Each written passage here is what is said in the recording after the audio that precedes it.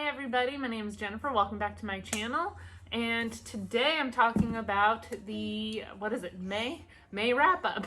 Oh, yeah, Cheerios. Thanks, honey.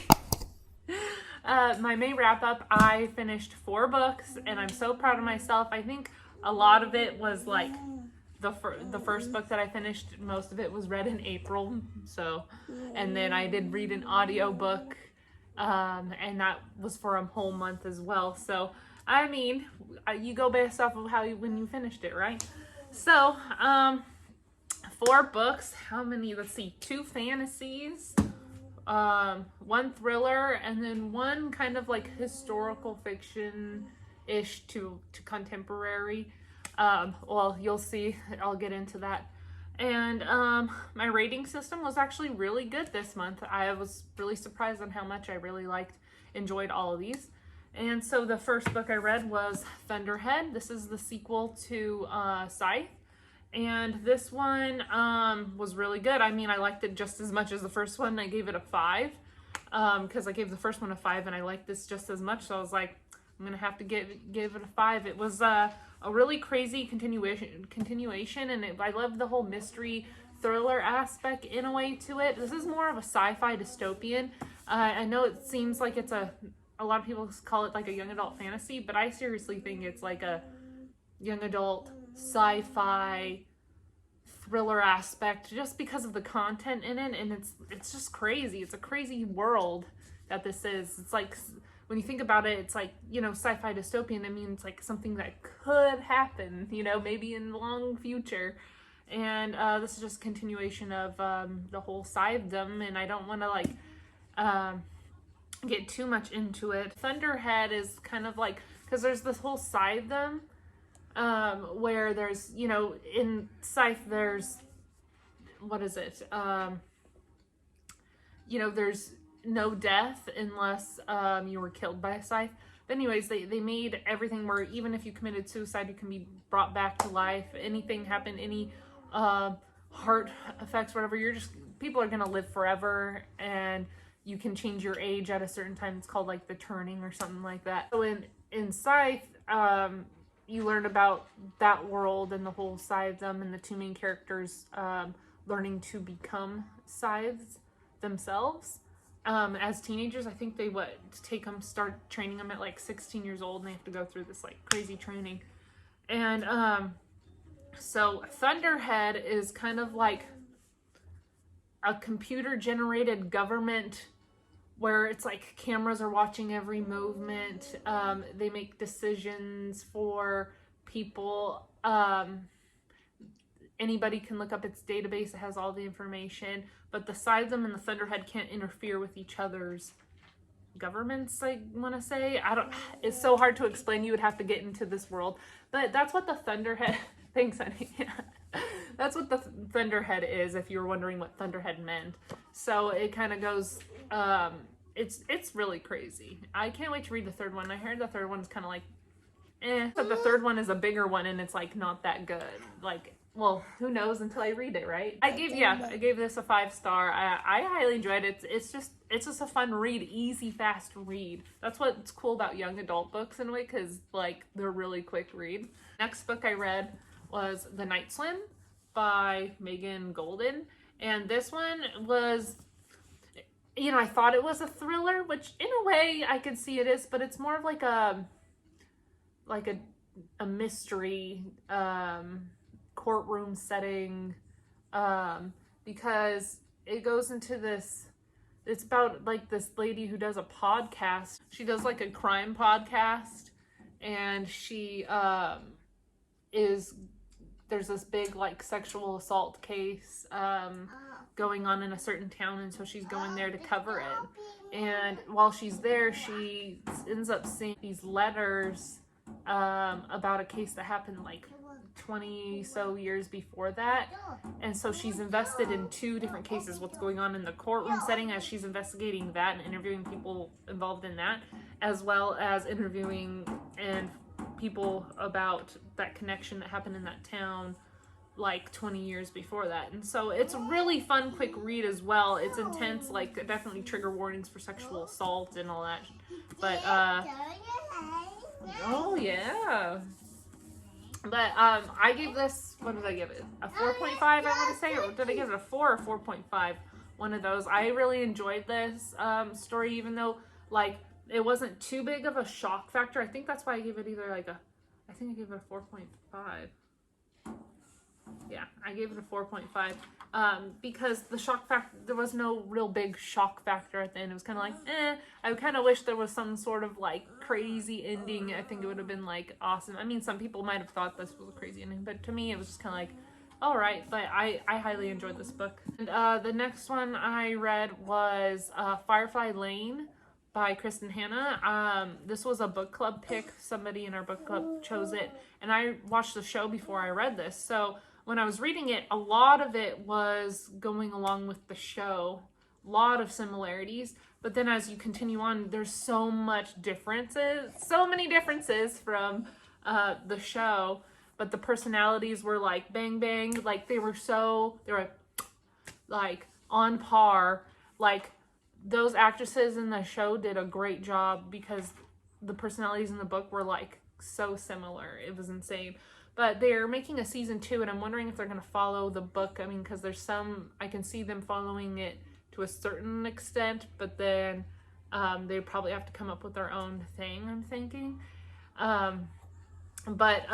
When we haven't discussed the book yet in our book club, I think that's tomorrow or this weekend.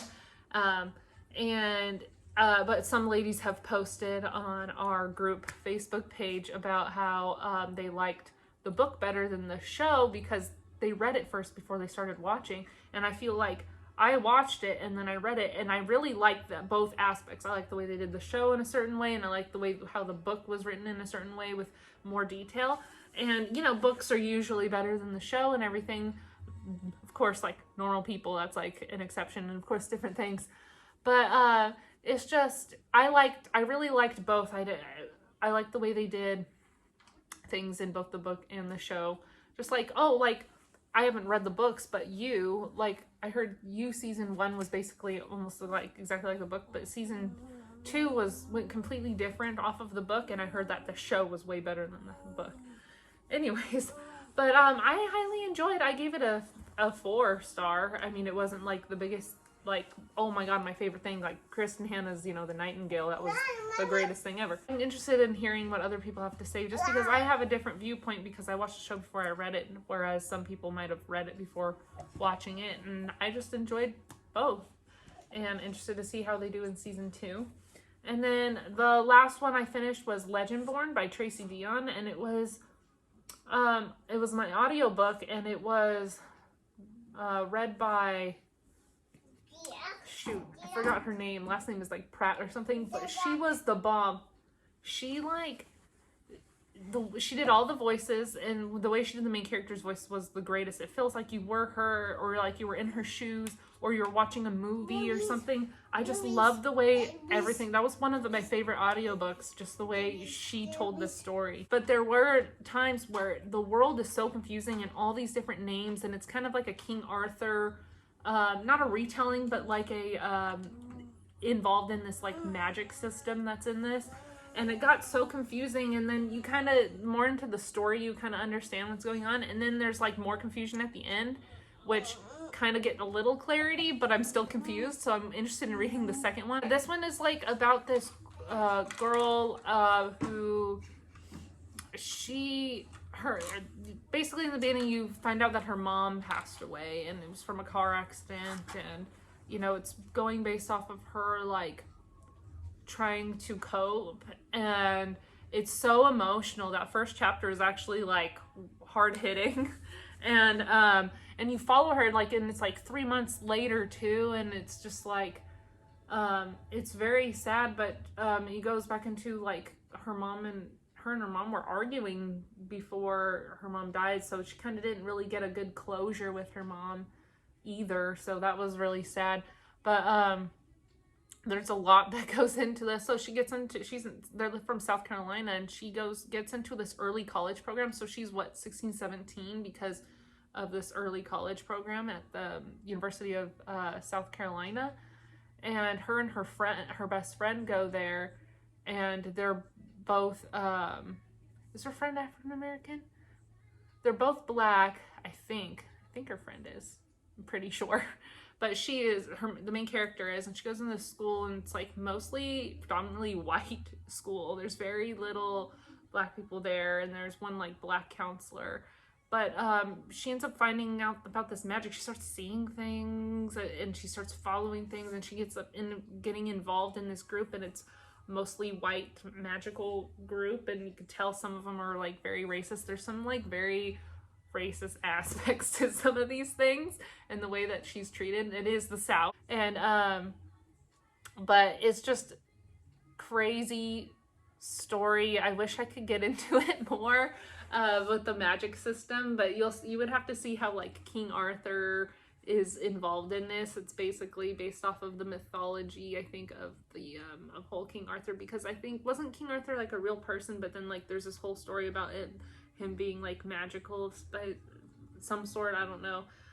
But they use that in this, and I think it's like so awesome the way they like connected it, and then the magic system and the things that she can do and the things that other people can do. And there's a lot of people that were comparing it to the Mortal Instruments, and I can see why, but it's its own thing. Like there's, of course, with like demons and certain like things, I can understand the similarities. Of course, a lot of fantasies are gonna have things like that, but this was like standing on its own in its own level, especially with the whole dark, like where you can connect with somebody over their trauma. I've loved when it's more like you're invested in this character, because sometimes you're reading these fantasies and you're just like, these characters, whatever. So this one, I was like invested in this character story, and and then there's this really funny Twilight reference in it, and I was like, yes, I'm here for it. But yeah, that one I gave a 4.5 just because like it was the confusion. It was kind of confusing, and I'm surprised, like I'm wondering like if high schoolers are reading it and like confused as shit as well, like because I'm so confused. Unless like you're really a good fantasy reader, because there's people who read a lot of fantasy who know a lot of the magic system and names are similar, so then you kind of catch on quicker. Whereas like I was just like, what the fuck? Anyways, I highly enjoyed all the books that I read this last month, and yeah, that was a great audiobook, by the way. I just finished that a couple days ago, and then I was catching up on a bunch of TV, so I didn't read for a few days, and then yesterday I read maybe like 20 to 30 pages of the book I'm reading now. So it was kind of a nice break in between, because sometimes I just start like the next day on the next book, but I was like, I had like 4 TV shows that I wanted to watch. I was like, I'm just gonna chill and watch some TV shows. Thank you for watching, and I wish I could tell you with this Mickey Mouse shirt that I was going on a Disney vacation, but I'm not. I really wish that I was going to like Disney World or something. I've been to Disneyland, grew up in California, I've been there so many times. I want to go to Disney World so bad. I want to go on a Disney cruise. I want to do all that stuff. So yeah, thank you for watching, and